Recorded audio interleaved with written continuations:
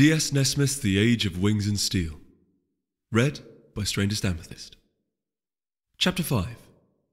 Northward Bound. Windstreak, dear, you're pacing again. Apricot leaned back from the countertop, eyeing the dough to make sure it had the right consistency. Sorry, love. He said he was going to be back by midnight, but it's already dawn and there's been no sign of him. He's not a little colt anymore, dear. I'm sure he's fine. He carefully set the pan in the oven, measuring the loaf to make sure it would bake evenly.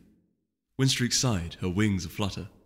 I know. I'm just worried about him. I checked the salt lick, but the bartender said he wasn't there yesterday. She kept pacing. You know how broken up he must be about the officer call. Apricot sighed. Yes, I do. He looked like he was handling it well, though. Of course he did, he's my son. Windstreak looked briefly proud. Still, you know how he has those little depressive episodes. I'm just worried he'll do something stupid. Ah, said Apricot, with a dry smile. Now that sounds like Rye. No doubt he'll show up this afternoon, covered in dirt and smelling like a barn. The bell on the front door jingled from the storefront. Apricot furrowed his brow in annoyance. We're not open for another hour. Did I forget the sign again? The two ponies walked out of the kitchen to see a dark brown earth pony wearing the symbol of the Royal Courier Service.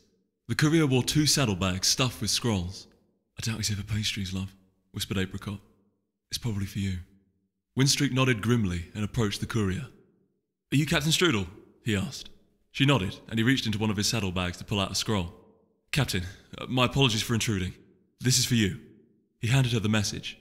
Windstreak set it down on the counter with a raised eyebrow. What was so important that it warranted a royal courier? That's not my place to say, ma'am. I just deliver the letters. Very well. Good day, courier. He bowed. To you as well, Captain. The courier left the door, racing off to deliver the rest of his messages. The bell over the door tinkled behind him. Well, what's it say? Asked Apricot. His wife broke the seal and unrolled the scroll, her eyes darting down the letter. Let's see. Her Highness, Goddess of the Sun, Sovereign of Equestria, etc., etc. Ah, here we go. Captain Strudel, your presence is requested and required at the Sun Castle by noon today. She read further, her face falling. The princess has summoned all the firewings to active duty. All of us. But you're on leave, began Apricot unhappily. Not anymore. We've been ordered to report to the castle today. She's calling us in, urgent priority. It doesn't say why, but she wouldn't do this lightly. Apricot looked over the letter. Why would she need the firewings? I don't know for sure, but I've heard whispers of trouble in the south. I've heard them too. Apricot's face grew dark. You don't think the Griffins would dare attack Equestria, do you? I'm not sure. It's been 600 years since the Great War. They might be ready to push out again. We're certainly weak right now. The last war we fought in was nearly a century ago, and even that was just a token commitment from the princess to the Nord ponies. Apricot sighed in frustration.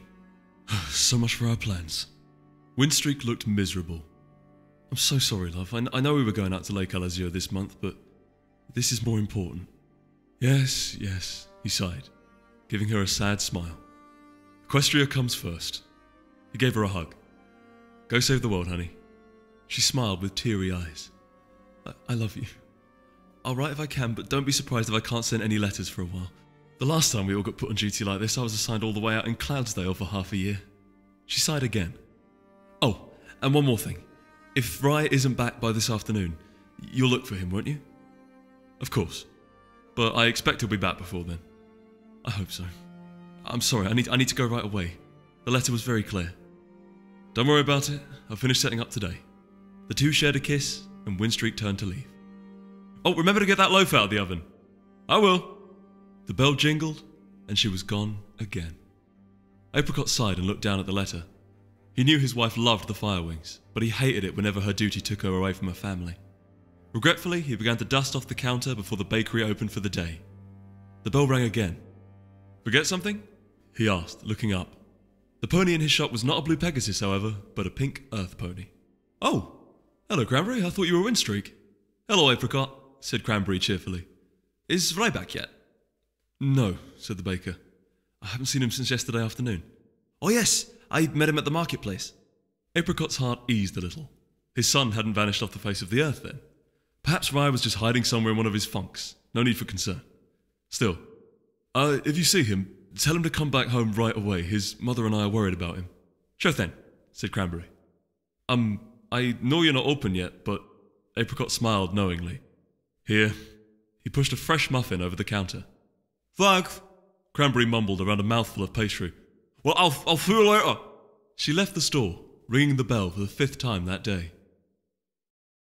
Apricot returned to dusting the countertop. He was having an eventful morning. Rye was missing, the firewings had been called to duty, and on top of everything else, the weather looked dismal. What else could go wrong?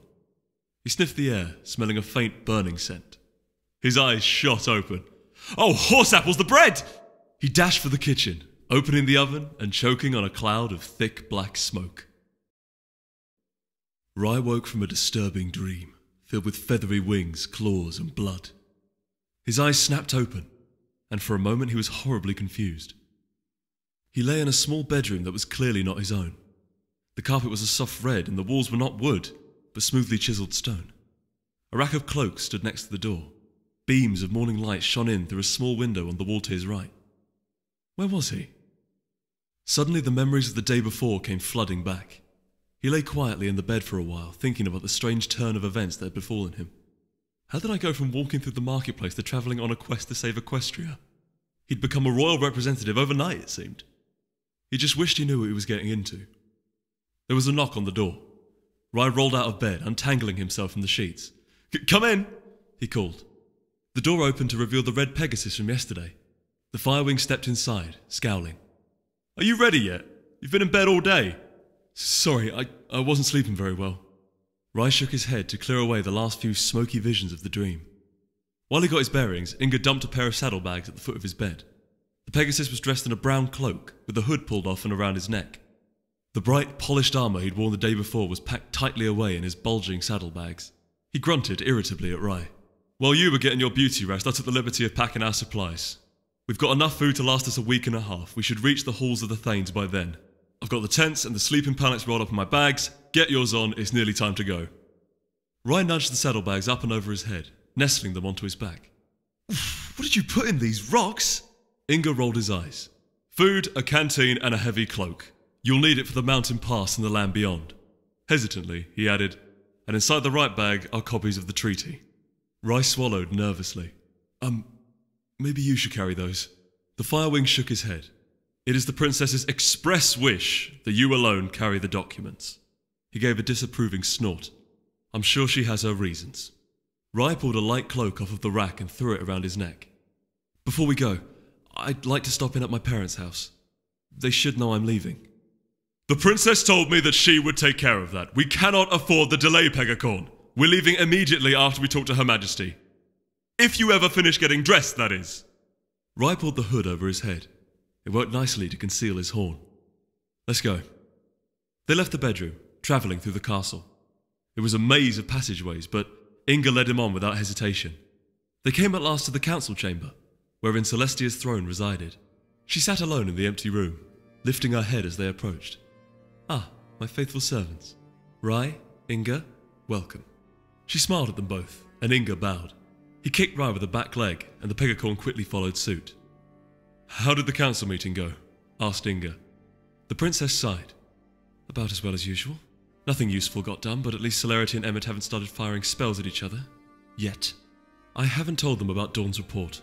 I was hoping to resolve the Sel-Paloth dispute without breaking that news, but..." She waved the memory away with a hoof.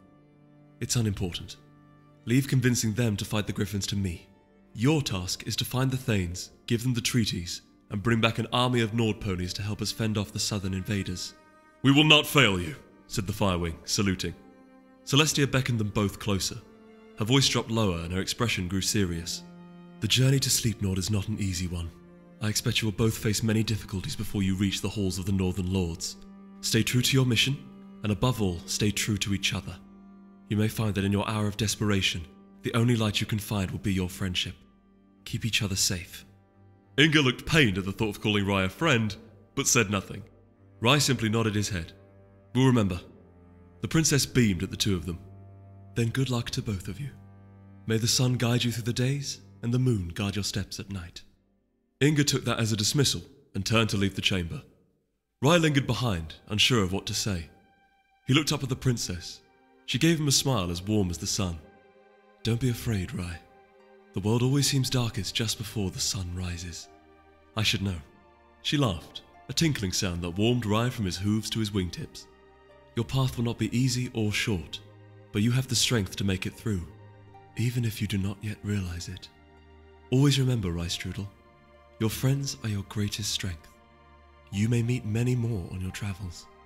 They will help you through the coming trials. Never forget this. Be well. She bent her head and kissed him lightly on the forehead. Rye knelt, deeply honored. Thank you, Princess. I won't let you down. As he left the council chamber, he found Inga waiting impatiently. Are you ready to go? I was hoping to be out of the city by nightfall, but we'll be lucky to even make the gates now. Sorry. Are you sure we don't have time to stop by my parents' place? Whoever they are, the princess will notify them. We don't have any time to waste. The griffins could attack any day now. Inga led the way to the castle exit in a huff. Rye followed, curious. He doesn't know that his captain's my mother. He grinned to himself. The prospect of not having Windstreak's reputation hanging over him was a compelling one. Hurry, Pegacorn, called Inga. He rushed ahead to catch up. They walked through the city in the cool afternoon air. The sun sank low in the sky as they weaved their way through the crowded streets. The nobles and common folk alike walked happily past, blissfully unaware of the looming threat of invasion. Rye looked around, trying to take in all of the sights and smells. He wanted to remember this moment, one final glance at home, before he left the city for the faraway land of Sleeplord. Inga walked on ahead, silent. Rye didn't know what his problem was, but he hadn't said a word to him since they'd left the castle. Maybe he's just a quiet pony, or he might still be angry about being saddled with me. He looked up at the Firewing, who caught his eye and sniffed dismissively. Or maybe he's just repulsed at the fact that I'm a Pegacorn. He tried to strike up a conversation, but every time he opened his mouth, the Pegasus gave him a withering glare that instantly silenced him. Eventually he gave up, resigning himself to a long and boring few weeks. Maybe the Nord ponies would be more talkative. As they approached the market district, Inga led him down a narrow back alley instead of taking the main road. They crossed behind the marketplace, hearing the sounds of the vendors beginning to pack up for the day. Occasionally they would pass a drunken pony passed out in some alleyway, snoring gently. They were pretty harmless, but Inga would give them a suspicious glare as they walked by. Hey, I know this part of town, said Rye. You ever been to the Salt Lick? Best brandy in the city. He bumped into the Pegasus who had come to a stop. Confused, he looked ahead to see two burly-looking earth ponies blocking their path. Stand behind me, Pegacorn, whispered the Firewing. Instead, Rye stepped forward with an amiable smile. Hello there, friends. How can we help you? The bigger one snarled. He had a knife held loosely in his mouth. The rusty blade jumped up and down as he talked. You can help by putting your money pouches on the ground. Oh, come now, that's no way to treat a stranger, said Rye, casually glancing around for escape routes. None presented themselves. He glanced behind him to see that Inga had vanished. How had the big Firewing slipped away so easily? Are you sure we can't sort this out? Money. Ground. Now. I don't have any money, I'm afraid, he said, looking back over his shoulder. Inga had not reappeared. Rye took a step back. I just spent the last of it in the marketplace. Well, that's a shame, isn't it? The thug nodded to Rye's cloak. That's a nice bit of clothing you got there. How about I take that instead? The little one started giggling. Stick him, Muggsy! Let's see if he's a screamer! Rye backed away with a disarming smile as the two thugs approached. I don't think you want to do this. And why not? Said the big one, looming so close that Rye could smell the whiskey on his breath. Rye looked up behind the two thugs and pointed with a hoof. That's why. The muggers turned just in time to see two red hooves hurtling towards their faces. Inga smashed into the two thugs as Rye jumped out of the way. There was a brief struggle that ended decidedly in Inga's favour as he bucked the smaller of the muggers in the chest and butted the big one in the face with his head. The thugs dropped like stones. The two of them lay on the ground, wheezing. Rye stepped gingerly over the larger one as he and Inga walked away. The Firewing's voice was irritated. When I say get behind me, I mean get behind me. Rye looked sheepish. Sorry, I thought I could talk them down. The no money line usually works, but I suppose I'm not usually wearing such rich clothing. He looked down at his cloak. It was embroidered with a line of tiny suns, reflecting its place in Celestia's castle. Perhaps he should have picked a plainer one. Anyways, thanks for saving my life. You're welcome, said Inga, grudgingly. They reached the end of the alleyway at last, turning out onto the main road again. The city gates were just ahead. Rye started moving for them, but Inga grabbed Rye's cloak in his mouth. Not that way. We'll be using a small postern in the wall to the southwest. I don't want to attract any more attention than we already have. Then shouldn't we go through the gate? We'll be lost in the crowd. The Firewing thought for a moment. You have a point. I just hope no pony recognises you. Rye! Rye! The familiar voice called above the bustle of the crowd. Inga swore. Blast it all, she's seen us, let's go. She might think she was mistaken. Oh, I don't think she will. Rye looked behind them to see Cranberry racing down the street.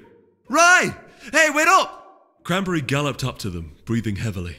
Hey, there you are. I've been looking for you. Your parents are worried sick.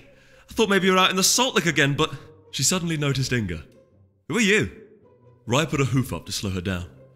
Cranberry, this really isn't a good time. Rye, what's going on? Cranberry's face is rapidly growing confused. This guy looks like a soldier. Where are you going? Inga butted in. We're on royal business, citizen. We don't have time to chat. Now if you'll excuse us. He coughed, looking expectantly at Rye. He jerked his head towards the gate. The Pegacorn looked back at Cranberry. Look, I'm sorry, Cranberry, this is really important. I'd tell you more if I could, but I can't. Can you take a message back to my mother for me? That's just it, Rye, I can't. I went to the bakery this morning and I overheard your parents talking. Your mother has... Cranberry swallowed. She's been called up to the castle on duty. What? Your mother's in the military? Asked Inga. Cranberry and Rye ignored him. They said something about griffins and an army. I didn't catch most of it. No, that would make sense, said Rye, thinking. The princess can't put all her chips down on our mission alone. She needs to prepare. The princess? You talked to Princess Celestia? Cranberry's mouth hung a little slack. Wait a minute, what mission? Rye, what is going on? Look, we're headed north to Sleepnord to... Sleepnord? Inga burst in. Quiet! He glared at Rye. This isn't your concern, Miss... Cranberry. Cranberry Sugar. She looked quite unhappy by this point. Miss Sugar, please go about your business. This conversation never happened. He planted his head on Rye's rump and pushed him towards the gate. Let's go. Tell my father I'm safe! Shouted Rye over his shoulder. I will! Cranberry yelled before vanishing from view as Rye and Inga pushed into the crowd. As they fought through the throng of ponies, Inga spoke angrily. What were you thinking telling her about Sleepnord? Sorry, it's just... He shoved past the merchant.